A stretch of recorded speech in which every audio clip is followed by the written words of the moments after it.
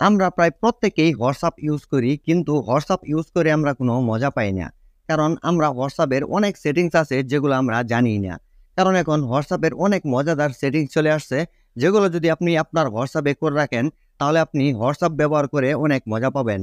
আজকে আমি আপনাদেরকে দেখাবো এমনই কিছু হোয়াটসঅ্যাপের মজাদার সেটিংস, যেগুলো আপনার হোয়াটসঅ্যাপে যদি আপনি সেট করে রাখেন, তাহলে আপনি হোয়াটসঅ্যাপ ব্যবহার করে অনেক মজা পাবেন। ধরেন আপনি কাউকে ফটো বা ভিডিও পাঠান, সেই ভিডিও আপনি তার গ্যালারিতে যাতে না থাকে সেই ব্যবস্থাটাই করতে চাচ্ছেন।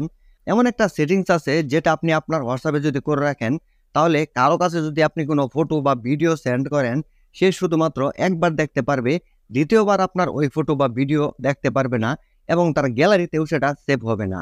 এরকম কিছু মজাদার সেটিংস আছে, যেগুলো আপনি যদি আপনার হোয়াটসঅ্যাপে করে রাখেন, তাহলে আপনি হোয়াটসঅ্যাপ ব্যবহার করে অনেক মজা পাবেন।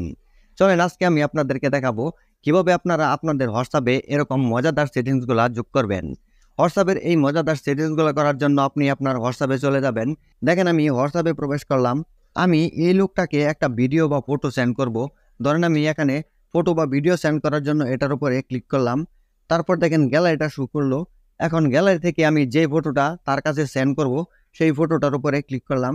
তারপর দেখেন এই পাশে কিন্তু একটা ওয়ান বেশি রয়েছে, আপনি এটার উপরে ক্লিক করবেন। তারপর এটা ওকে দিয়ে দিবেন। এটা করার পরে আপনার ফোন থেকে যদি আপনি কাউকে কোনো ফটো বা ভিডিও সেন্ড করেন, তাহলে সে শুধুমাত্র একবারই দেখতে পারবে, দ্বিতীয়বার ওই ছবি বা ভিডিওটা আর দেখতে পারবে না এবং তার গ্যালারিতেও কিন্তু ওই ভিডিও বা ফটোটা সেভ হয়ে থাকবে না। এরকম মজাদার কিন্তু অনেক সেটিংস আছে যেগুলো আমরা জানি না, সে কারণে কিন্তু আমরা হোয়াটসঅ্যাপ ব্যবহার করে মজাও পাই না। তারপর আমি দ্বিতীয় আরেকটা সেটিংস দেখাচ্ছি।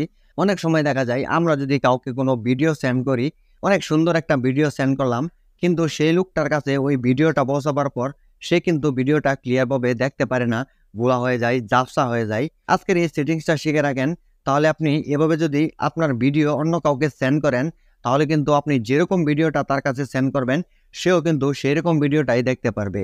আর সেজন্য আপনি আবারও হোয়াটসঅ্যাপে চলে যাবেন। দেখেন যেভাবে আপনি ফটো বা ভিডিও সেন্ড করেন, সেভাবে আপনি ফটো বা ভিডিও সেন্ড করার জন্য এটার উপরে ক্লিক করবেন। তারপর আপনি যে ভিডিওটা সেন্ড করতে যাচ্ছেন সেটার উপরে ক্লিক করবেন। তারপর উপরে দেখেন এইচডি লেখা আছে, আপনি এই এইচডির উপরে ক্লিক করবেন। তারপর দেখেন হাই কোয়ালিটি লেখা আছে, এটাকে আপনি সিলেক্ট করে দেবেন। এটাকে সিলেক্ট করে দিয়ে যদি আপনি ভিডিওটা কারো কাছে সেন্ড করেন, আপনি যে কোয়ালিটির ভিডিওই সেন্ড করতেছেন তার কাছে সেই রকম ভিডিওটাই কিন্তু পৌঁছাবে, সে কিন্তু ক্লিয়ারভাবেই এইচডি রেজলিউশনের ভিডিওটাই দেখতে পারবে। এছাড়া আরেকটা মজাদার সেটিংস আছে, যেটা আপনি যদি আপনার হোয়াটসঅ্যাপে করে রাখেন, তাহলে কেউ আপনার হোয়াটসঅ্যাপের কল রিসিভ করতে পারবে না এবং আপনার মোবাইলটা যদি কোথাও রেখে যান, সে কিন্তু আপনার হোয়াটসঅ্যাপে প্রবেশও করতে পারবে না। মানে আপনি চাইলে কিন্তু কোনো রকম থার্ড পার্টি অ্যাপ ছাড়াই আপনার হোয়াটসঅ্যাপটাকে লক করে রাখতে পারবেন। আর এই কাজটা করার জন্য আপনি আবারও হোয়াটসঅ্যাপের ভেতরে চলে যাবেন। তারপর আপনি এটার উপরে ক্লিক করবেন। তারপর দেখেন সেটিংসের উপরে ক্লিক করবেন।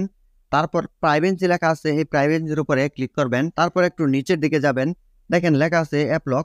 এখানে ক্লিক করে যদি আপনি আপনার ফিঙ্গার দিয়ে দেন, তাহলে কিন্তু এখানে আপনার ফিঙ্গারের সাথে এই অ্যাপটা লক হয়ে যাবে। এই হোয়াটসঅ্যাপের ভেতর থেকেই কিন্তু আপনি এই অ্যাপ্লিকেশনটা লক করে রাখতে পারতেছেন। আর যদি চান যে আপনি ফিঙ্গার দিবেন না, তাহলে কিন্তু এখানে আপনি পিন, পাসওয়ার্ড বা প্যাটার্ন দিয়েও লক করে রাখতে পারবেন। আশা করি এই ভিডিও থেকে আপনি অবশ্যই নতুন কিছু শিখতে পেরেছেন।